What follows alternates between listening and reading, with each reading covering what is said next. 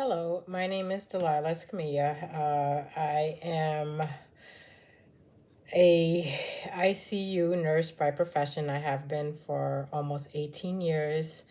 Come this November, I have decided at this point in time in my life I would like to change careers. Even though I know that being a social worker is emotionally draining, it won't be as taxing as being a nurse, which is both physically, emotionally, mentally draining more than just the emotional. We do see a lot of deaths. As for my current field placement, I currently am at York Street Project, which is in Jersey City. We deal with misplaced families, specifically women and children, but we do have men who also are displaced. I have to say, even though the emphasis is on domestic violence, I haven't seen that many clients. Right now, I have a caseload of 23 clients, most of which have been evicted from their previous homes due to COVID complications and not being able to pay their rent. And so that has been the bulk of what I've been dealing with. I do have two families that were burnt out, and I think as of now, I only have one case, which is a domestic violence survivor. So as you can see, things do change within the environment according to what's going on, with our current status, whether it be pre, during, or post COVID. So things are still being affected by COVID, of course. A lot of people are not working and unable to maintain their household. What I hope to get out of this course, let's see. Being a victim of trauma myself, not only sexually, but also mental trauma, having been in the front lines with the first wave of the COVID pandemic, I saw levels of death that were um, inhumane, I would say, almost like warlike times. We were literally tagging and bagging, meaning putting toe tags and bagging body bags on people 5 to 6 a night when the first wave hit. That took an emotional toll on me. I do suffer from post traumatic stress from that. I've been in therapy for almost 2 years now. Thank God that has helped. I used to have crying spells. I was very afraid to infect my family at the time. My nephew, who was morbidly obese, was living with me, and my youngest son was living with me. And so I was very afraid to come home and infect them.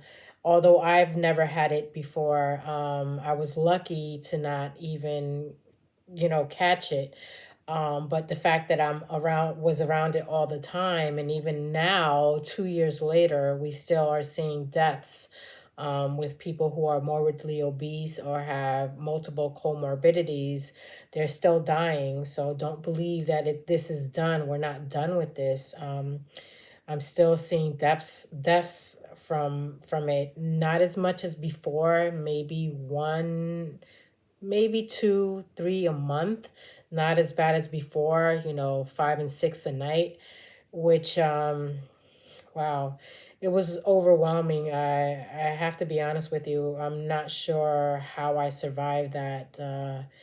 If it wasn't for the comfort of my colleagues, and me being so verbal, and I always was the one that would speak up, like this is crazy. And we lost colleagues, we lost their spouses. It was overwhelming. We actually lost a couple of our doctors in the emergency room. So it really did take a toll on us, and it does have a profound effect on us even till this day. I don't think you can ever get over what we witnessed as human beings, being around that amount of death and just seeing people gasp for air. And the only thing you can do is just hold their hand, because no family was around. And it was just overwhelming.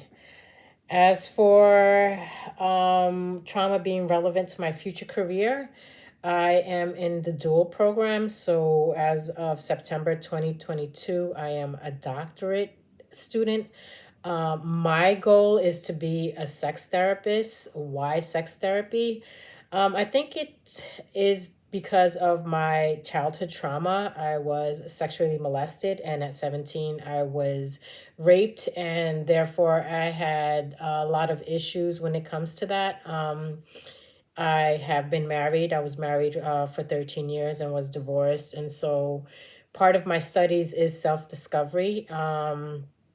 I think that in order for you to have a successful relationship, um, uh, especially like, I don't know how to say it, but if you want to have like a productive and successful intimate relationship, I think the key to all that is communication, and not communication to respond, but communication involves comprehension, empathy, sympathy, transparency, intentional, uh, choice of words, approach. It's so many things that involve communication, effective communication. And I just want to be able to understand that, be able to teach that to my future clients, And I also lost my brother to the AIDS epidemic back in the late 80s, early 90s. And so I do want to work with the LGBTQ community and helping them to decrease the numbers of suicide. um, I was fortunate enough to have a family that was welcoming of that, but I know that being of Spanish heritage, our culture is very brittle when it comes to the fluidity of sexuality. And it's kind of foreign, especially if you're like from a country that is quote unquote Catholic, very religious. And I want to be able to impact those numbers. My brother did pass away in 95, and that impacted me profoundly. And so it was at that time that that my interest was piqued with therapy and helping people. And actually 2 years after he passed away is when I became a registered nurse.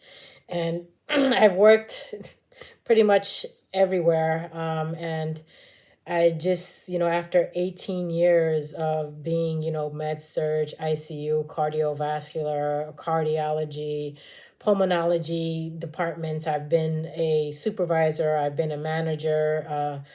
It just, it's not for me anymore. It has taken a toll on me physically, mentally, and emotionally. And although I still have a passion for it, it has become very political.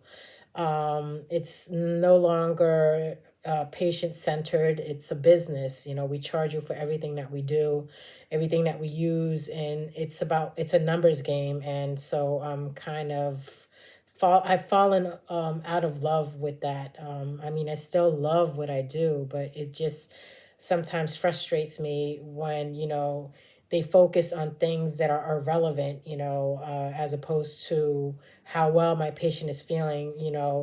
He almost died last night, but now he's alive and doing well, and he's actually maintaining his own blood pressure and able to breathe on his own without a machine. So it's just become too political for me, and so I have decided to move on.